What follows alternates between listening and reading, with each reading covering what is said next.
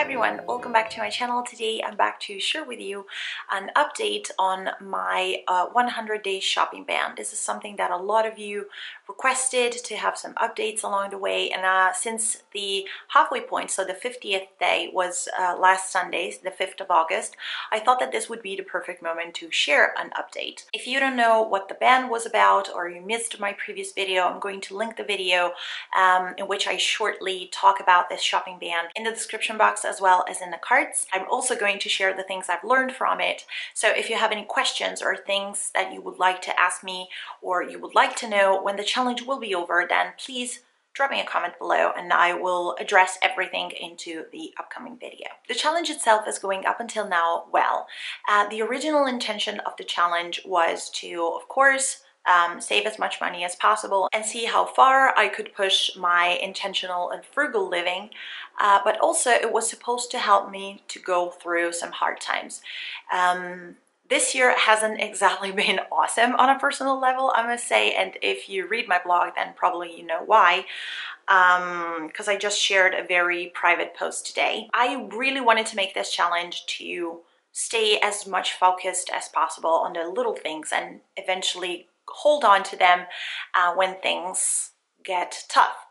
So the thing is that unfortunately things haven't been going better, but a really positive thing that I've been noticing about this challenge, about this shopping ban, is that I really am finding comfort in frugality. Most obvious and simplest frugal things are helping me a lot. I find a lot of comfort and it's sort of a safety blanket for me in these days. So definitely there has been some positive effects from this shopping ban, not only for my wallet, but also for myself, which I really appreciate. So like I said, the challenge itself is going really well.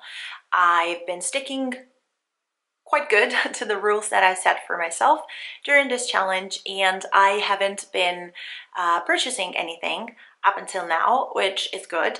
I was afraid at first that maybe embarking on this journey for 100 days, considering that I want to do eventually in the future even longer shopping bans, could eventually have a backfire effect. So that instead of helping me stay focused on intentional and frugal living, then I could eventually be pushed to buy more, so that I could crave more or that I could want more or buy more. But since I think that I did the challenge in a moment that was right for me and appropriate for me, this hasn't been happening. So I'm really glad about it. Something that I had done until now is doing a list of things that I'm considering to buy or eventually that I will or would need to buy when the challenge will be over. I've been noting everything on the list and I'm really curious to see when the ban will be over if I would even remember what's on the list or if I will still be considering to buy the items that I've written. Normally I never am an impulse buyer and I wait about a week or even a month if I know that that month isn't financially the best time to invest on something.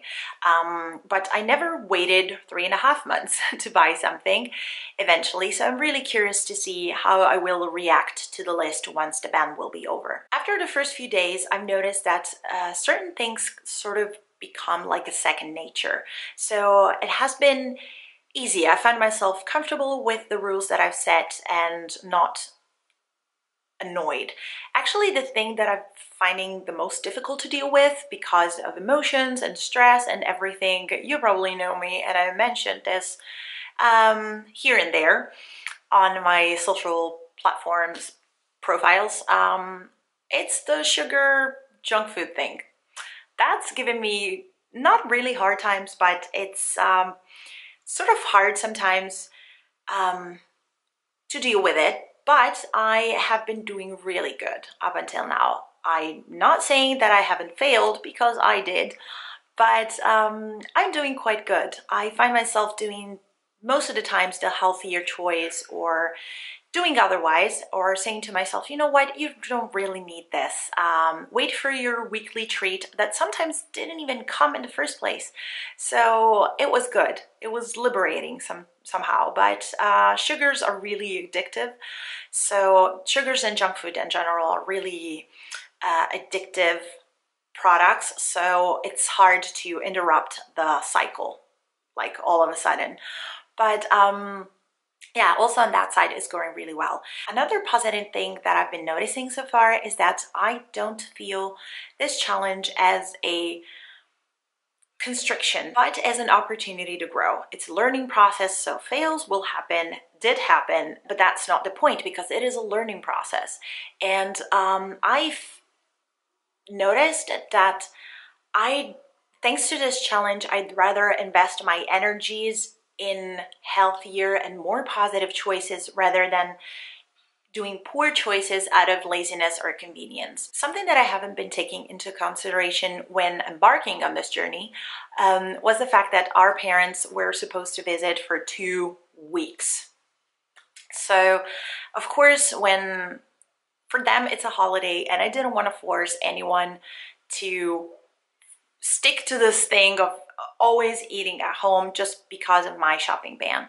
Our families are on holiday after all, and they love exploring the town and trying new things and new restaurants. So we have been eating out. That wasn't part of the plan I had, but also because I know that I'm not supposed to choose things because of laziness or convenience. But when you have had a hard day of work and it's 35 degrees outside, the last thing you want to do is go home and cook a meal for 5 people. So yeah, something that I'm thinking to do. I've tried my best during this challenge to always find myself prepared, so to eat out as last as possible and eventually avoid eating out or just having drinks while others were eating. But something that I decided to do is eventually, when the ban will be over, I will extend the eating out ban for another 2 weeks, so I can sort of take back for what I failed at with eating out during these past 2 weeks. It hasn't been a lot of times, but it happened, so I want to make sure that I stick to the rules as much as I can. Yeah, so like I said, so this is everything I want to share with you until now. Like I said, if you have any questions or things that you would like to know when the ban will be over, you can drop me a comment. And also, I know that a lot of you started their own shopping bans, so let me know how your shopping bans are going until now. I'd love to know. If you enjoyed the video, don't forget to like, comment, and subscribe. Links to my Instagram and my blog are always in the description box below. Thank you so much for watching. I wish you a very lovely day, and I will see you in my next video.